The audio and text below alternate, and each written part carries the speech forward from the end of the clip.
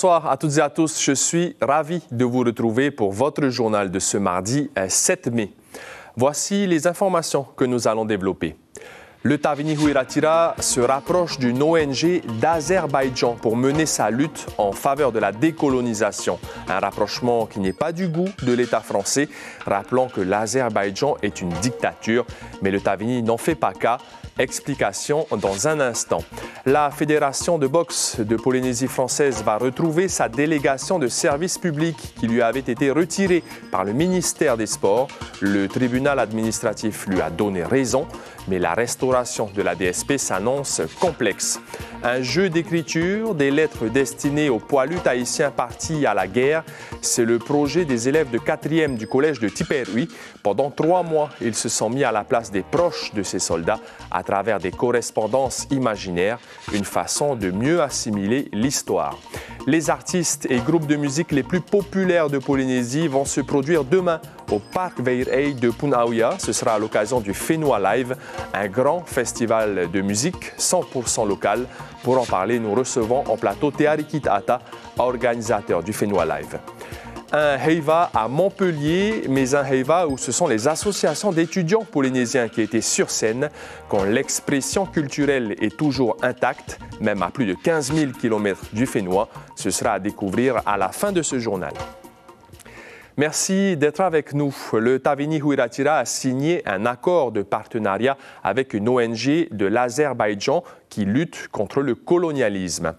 Corruption, manquement aux droits de l'homme, ce pays est considéré comme un des plus autoritaires au monde et pourtant en conflit diplomatique avec la France à cause du soutien de l'Hexagone à l'Arménie, un conflit qui ne concerne pas le Tavini. Car pour le parti, c'est la décolonisation qui compte avant tout. C'est en tout cas le discours tenu ce matin lors d'une conférence de presse au QG du parti.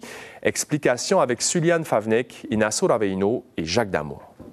On ne voit pas très bien quel est l'intérêt de l'Azerbaïdjan d'être présent dans la zone du Pacifique Sud. Enfin, il ne m'avait pas paru évident que l'Azerbaïdjan avait un intérêt économique ou politique ou culturel ou sportif peut-être. D'un ton ironique, le ministre Gérald Darmanin fustige la signature d'un partenariat du Tavini avec le groupe d'initiative de Bakou.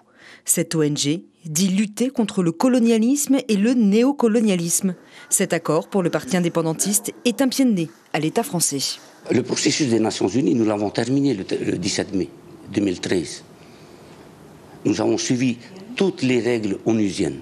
Nous avons suivi toutes les règles imposées par l'État. Et aujourd'hui, ça fait 11 ans, ce mois-ci, ça va faire 11 ans que l'État s'assoit dessus. Alors, est-ce la stratégie de l'ennemi de mon ennemi est-il mon meilleur ami ? Il s'agit plus d'une opportunité, car ce qui compte, faire avancer le processus de décolonisation. On a un vent favorable pour la reconnaissance de notre travail de décolonisation à l'ONU. Cette ONG a décidé de s'emparer, en tout cas de l'ensemble de la cause des territoires et départements d'outre-mer français. On serait vraiment très conseillé de venir faire la fine bouche et se dire non, on va attendre 10 ans de plus. Cette alliance avec une ONG d'un pays considéré comme le plus autoritaire au monde n'est pas une surprise pour l'opposition, mais elle fustige une action anti-française. Signer une convention, et c'est plutôt choquant parce que l'Azerbaïdjan est très critiqué justement sur les droits de l'homme. Le Tavini, je l'ai toujours dit, pour moi n'est pas un parti indépendantiste, c'est un parti anti-français. Et à travers ce genre de résolution qu'il signe, il montre bien qu'il ne veut pas continuer à faire l'alliance avec la France, mais ils sont prêts à pactiser avec n'importe quel autre pays, y compris ce genre de pays comme l'Azerbaïdjan, qui sont franchement des pays qui ne sont pas du tout exemplaires au niveau des libertés. Nationaliste en Corse, FLNKS en Nouvelle-Calédonie, Tavini Huiratira en Polynésie. Aujourd'hui, ces partis indépendantistes tentent de se frayer un chemin diplomatique extra-français. La justice a tranché. La Fédération de boxe de Polynésie française, qui a été déchue de sa délégation de service public au détriment de la Polynesian Boxing Association, doit récupérer ses droits. Et la ministre des Sports, Nahima Temari, va devoir exécuter cette décision du tribunal administratif. Il reste encore plusieurs recours à analyser. Les explications de Nicolas Suir, David Chong et Hubert Liao. La Fédération de boxe de Polynésie française est rétablie par la justice comme étant celle qui doit être titulaire de la délégation de service public. L'avocat de celle-ci souligne des reproches infondés formulés par la ministre des Sports à la fois sur le fond et sur la forme pour attribuer la délégation à l'autre fédération de boxe. C'était une demande d'information qui, soi-disant, n'aurait pas été satisfaite, sauf que la demande d'information qui avait été faite par le pays à l'époque auprès de la fédération avait été adressée à une mauvaise adresse, c'est-à-dire à une adresse mail inexistante. Donc c'est sûr que la fédération, dans ces conditions, risquait difficilement de répondre aux questionnements du pays. Donc on voit bien quand même tout a été mis en œuvre pour nuire à la fédération qui était titulaire de la délégation de service public, sans raison valable, pour sans doute favoriser l'autre fédération qui s'est vue, elle, octroyer en un temps record la délégation de service public. La ministre se défend en pointant du doigt des irrégularités comptables relevées par l'IJSPF avec un témoin.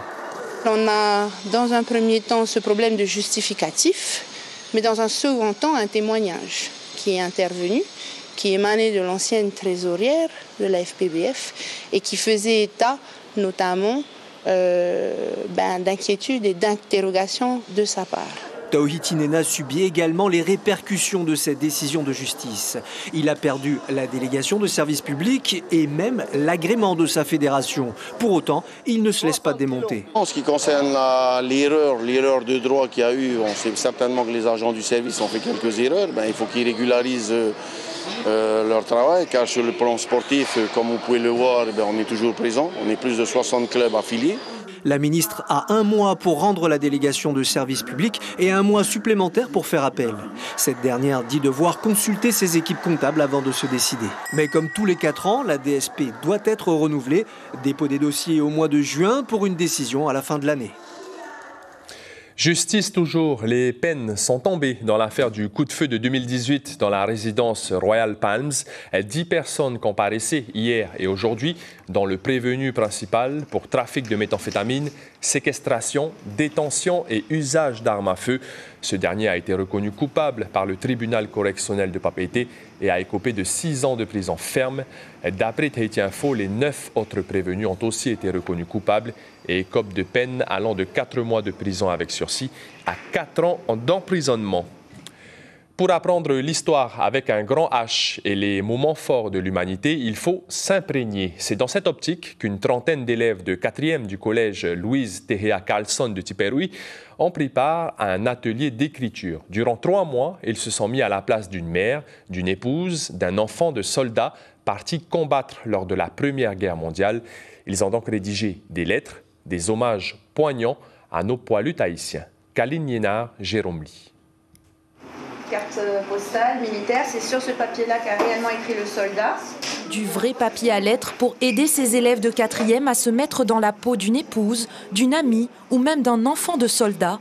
110 ans plus tard, ils répondent à Henri Floch, Michel Topiac ou Gustave Berthier, quelques-uns des 1800 poilus tahitiens qui ont combattu lors de la guerre de 14-18. Au début, elle dit « Tu me manques. Notre enfant se porte bien. Aujourd'hui, nous sommes le 27 mars. Notre fils se nomme Harry, le nom que tu lui as choisi. Depuis que tu es parti, ma vie a totalement changé et tu me manques énormément. Notre vie ensemble me manque. Ce que tu me dis dans ta lettre me terrifie énormément. » Un atelier d'écriture et d'expression orale dont les 2 notes comptent pour le trimestre. Et grâce aux échanges entre professeurs et élèves, cette évaluation s'est transformée en projet de classe. La motivation, c'est lorsque je leur ai dit « cette lettre, on va la poster ». Et l'envoyer dans le cimetière où le monument aux morts, où le nom ou corps du soldat qu'ils ont choisi repose. Un cours de français aux allures d'histoire où les élèves sont plongés dans les souvenirs de soldats. C'était de découvrir aussi la vie des soldats parce que lorsqu'ils envoyaient des lettres à leur famille, ils racontaient un peu ce qui se passait et ce fut très intéressant. Mais on a aussi appris que le gouvernement modifie certaines lettres pour donner une bonne image de la guerre. Des mots d'adolescents pour décrire la censure de l'époque, car le courrier mettait au moins 45 jours à arriver. Jean-Christophe Chigetomi a passé plus de 15 ans à étudier l'histoire des poilus tahitiens. Toutes les lettres, elles passaient obligatoirement à la censure. Okay. Et la censure, ensuite, ça veut dire qu'il y a quelqu'un qui, avec un ciseau, il te coupe la moitié de la lettre. Des cartes postales, le plus souvent écrites au crayon de papier, Antonina Bambridge en a découvert plus de 400 il y a 5 ans. Des correspondances entre son arrière-grand-mère et son grand-père. Tony, âgé de 20 ans à l'époque, fait partie du premier contingent de poilus tahitiens. Ces documents qui ont plus de 100 ans sont encore très bien conservés. J'en ai choisi une qui a été donc écrite par mon grand-père à sa maman. Il dit « Chère maman, je t'écris ces quelques lignes pour te faire savoir que je suis de garde ce soir. Nous sommes en marche de Marseille à Saint-Raphaël. Nous avons déjà fait 90 km. Je t'écrirai plus long, je suis fatiguée de cette marche d'aujourd'hui. » Des cartes postales, devenues une mission de partage pour Antonina. Elle souhaite publier la biographie de son grand-père, le soldat Tony, d'ici l'année prochaine. Beaucoup d'émotions durant l'hommage rendu à Taratua Te Amoana ce matin par le lycée Diadème de Pirée. Plus de 2000 personnes, élèves et corps enseignants ont observé un moment de recueillement après le décès tragique de cet adolescent fauché par une voiture la semaine dernière. Un arbre du souvenir couvert de mots de réconfort, vous le voyez, se dresse désormais dans la cour du lycée. Le himene tarava, l'apprentissage du ukulélé ou encore les connaissances sur les périodes de Matar Inya et de Matar Iraro, tout cela, les enfants de la commune de Paea l'apprennent en classe depuis 2020. Sensibiliser les élèves à leur culture, c'est essentiel pour toute l'équipe qui encadre ce projet. Immersion dans l'école primaire de Papehoué avec Juan Potoru et Patrick Sinsing.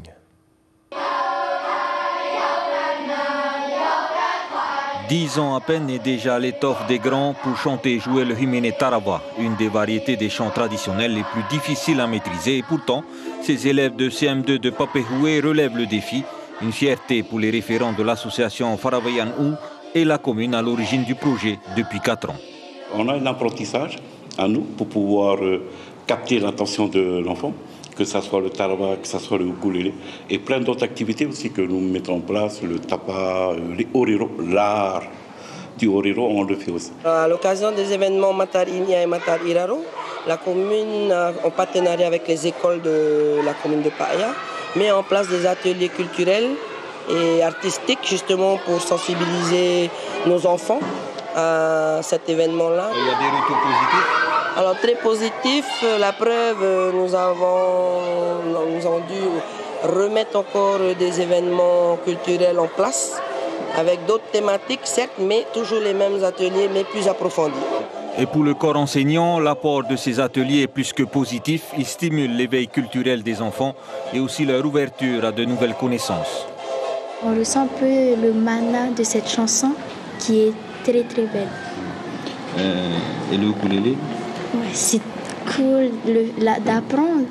D'apprendre de nouvelles activités, c'est excitant et c'est bien. J'aime beaucoup parce que ça fait partie intégrante de notre culture et d'apprendre de nouvelles choses, c'est cool. J'adore aller là-bas et au ukulélé et au chant, c'est trop formidable. Ils sont plus sensibles à Matar Iraro, ils apprennent plus de choses et puis lorsqu'ils reviennent en classe, leur posture d'élève est bien meilleure, oui. Vu le succès grandissant de ces ateliers, l'association Faravayan Ou doit composer désormais avec d'autres établissements scolaires des communes périphériques comme Faa et Tevayuta. Des ateliers sont déjà planifiés pour mardi prochain au jardin de Veipahi à Mataia. J-1 avant le Fenoa Live 2024, ce festival de musique 100% locale qui aura lieu pour la première fois au Parc Veirei. Demain, donc, à partir de 14h, ouverture des portes. Une quinzaine d'artistes et de groupes vont se produire sur 2 scènes. Ce sont les voix les plus populaires du moment. Rehe Sound, Nohorei Temayana, Sisasue Okotei, Pepena, Puachu, Arrêt Mystique et j'en passe. Il reste encore quelques places. Pour en parler, nous recevons Teariki Tata, organisateur de cet événement et gérant de Pacific M Events. Yorana Teariki. Yorana Maruki. Merci d'avoir accepté notre invitation. Est-ce que tous les billets ont été vendus et combien de personnes sont attendues? Pratiquement aujourd'hui, à l'heure où on parle, on est certainement aux alentours de 4000 personnes. Donc il reste encore des places en vente en ligne, donc directement sur notre page Pacific M Events. Alors ce type de festival 100% local avec des groupes populaires, ça marche, ça fonctionne?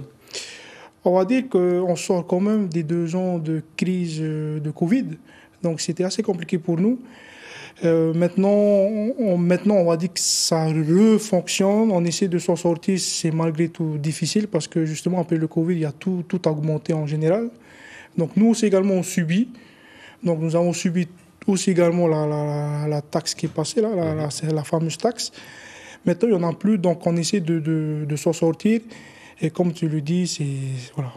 On fait notre maximum. 2 scènes demain. Comment ça va être organisé avec à peu près 15 artistes et groupes? Alors le Parc Verey, je pense que tout le monde le connaît, c'est l'ancien site de Maiva Beach. Et assez grand, magnifique, coucher de soleil. Parfait pour ce genre de festival. Parfait pour ce genre de festival, parfait pour passer un bon moment en musique.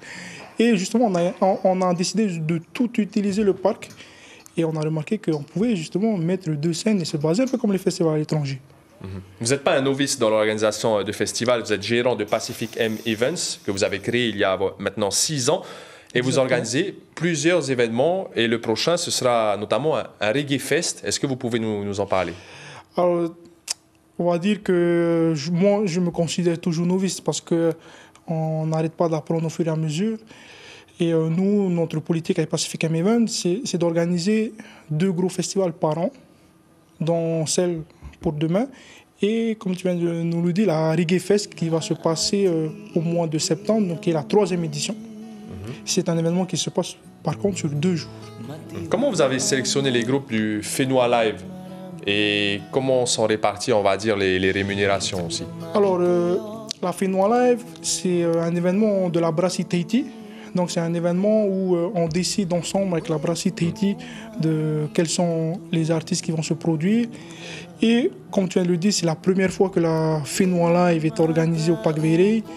Donc on a pris quasiment tous les groupes disponibles pour cette date et tous les groupes qui nous soutiennent, qui sont aussi d'accord de participer à un tel festival.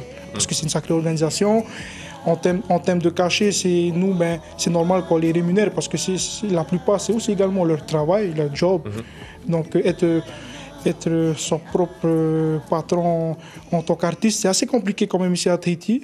Donc je pense que pour eux, ça leur permet de s'épanouir dans ce qu'ils aiment. Et jouer sur une aussi grande scène, c'est assez rare devant un public aussi nombreux. Merci beaucoup, Teariki Ata, d'avoir accepté notre invitation. Demain, Fénois Live, ouverture des portes à partir de 14h au Parc Verey. Il reste encore des places. Début des concerts peu après 15h. Merci beaucoup. Marulu Maruki.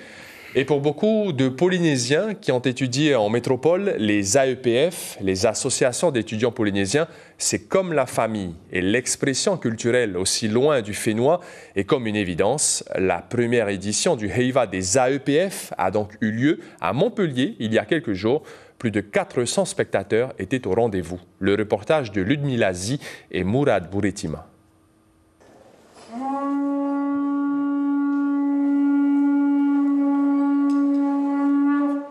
À Montpellier, le temps d'une soirée, ces étudiants polynésiens, venus des 4 coins de l'Hexagone, se sentent comme à la maison.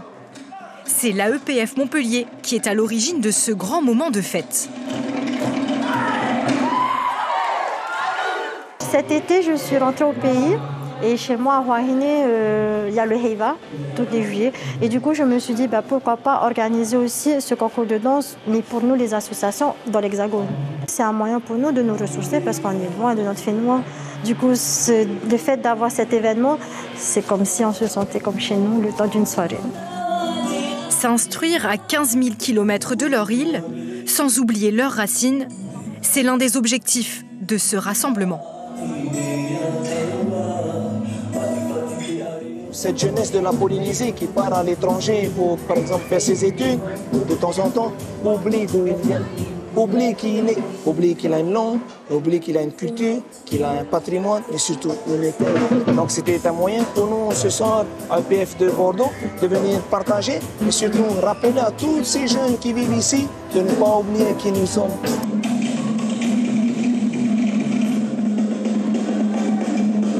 De la scène de spectacle jusqu'à la buvette, tout est pensé pour être comme au fénois. Le thon, c'est pas vraiment le même, il est vraiment iodé. Du coup, pour le préparer, on le laisse vraiment tremper dans de l'eau salée pour pour atténuer un peu ce goût. Ça réchauffe un peu le cœur de manger ce plat parce que ça nous rappelle la maison, quoi. Les costumes et les danses aussi ont été pensés pour faire voyager le public jusqu'en Polynésie. On a récupéré des anciens costumes qu'on a transformés petit à petit pour pouvoir faire de nouveaux costumes. Et les chorégraphies et tout, on s'est servi de notre expérience pour pouvoir justement monter un spectacle. Un spectacle réussi avec plus de 400 spectateurs. C'est la EPF Montpellier qui remporte le mini Heiva et empoche un chèque de 1 000 €, soit 120 000 francs CFP. L'information principale de ce mardi 7 mai, c'est le rapprochement entre le Tavini Huirattira et le groupe d'initiative de Bakou, une organisation non gouvernementale d'Azerbaïdjan qui dit lutter contre le colonialisme et le néocolonialisme. Un problème, ce pays, l'Azerbaïdjan, est une dictature et cet accord ne plaît pas du tout à l'État français qui a des relations très tendues avec cet État autoritaire. Le Tavini, lui, y voit une opportunité pour favoriser le processus de décolonisation. À la télévision, sur Polynésie la Première, après ce journal, 2 épisodes de la série Meurtre au paradis. Puis à partir de 21h30, une édition spéciale sur la cérémonie du 8 mai en direct. C'est la fin de ce journal. Merci de votre fidélité. Demain, retrouvez Suliane Favnek aux commandes de vos journaux. Passez une excellente soirée. À bientôt. Prenez bien soin de vous.